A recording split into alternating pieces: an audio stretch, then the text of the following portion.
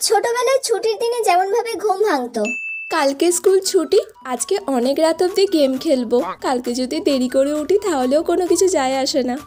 এই তাড়াতাড়ি ঘুমিয়ে পড়, কালকে তো আবার তাড়াতাড়ি উঠতে হবে। স্কুল আছে তো?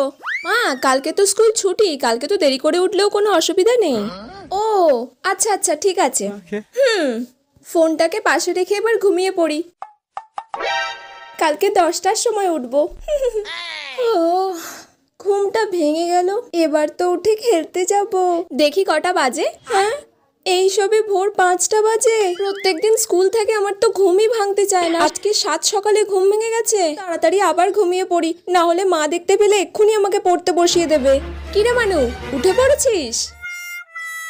আর শুতে হবে না, উঠে পড় উঠে পড়। খেয়ে দিয়ে একটু আমার সঙ্গে ব্যায়াম করবি, তারপর পড়তে বসে পড়বি। চল।